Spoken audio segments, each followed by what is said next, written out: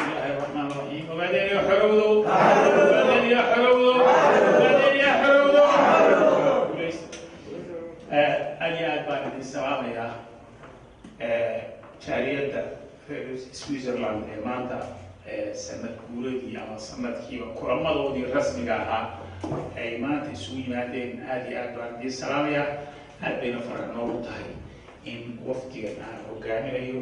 محمد عبد ياسين بدويا. And total on a daily basis, because in the eyes of oppressor, she is weak and unable to defend herself and her family or community.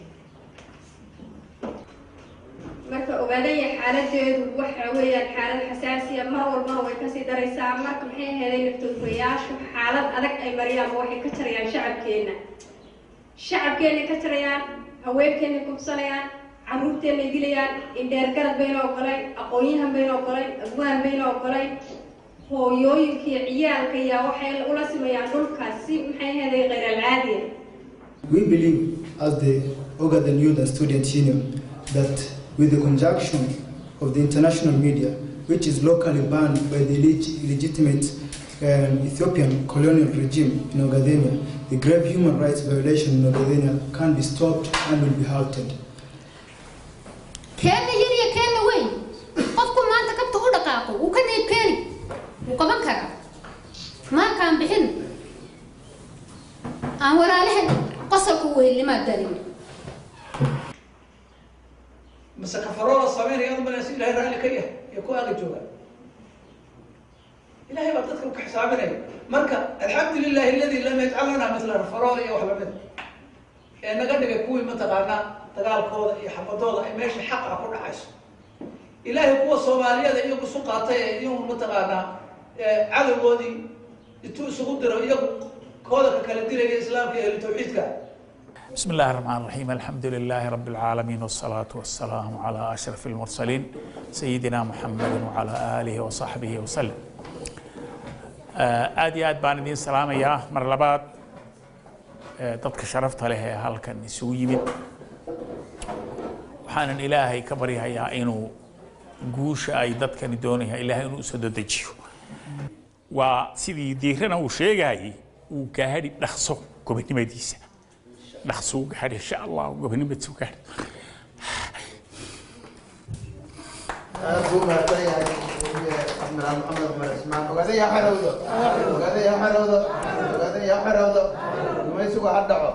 بسم الله الرحمن الرحيم maanta waa maalin run fiican oo aad iyo aad u wanaagsan shir ay lahayd jaaliyadda reer Ogaadeniya ee Switzerland joogta waxaa nagala soo qayb galay wafdi dhalinyaro Turkiya ay hogaaminayaan oo farsamo yaqaan telefishan aad iyo aad baan ugu mahadinayaa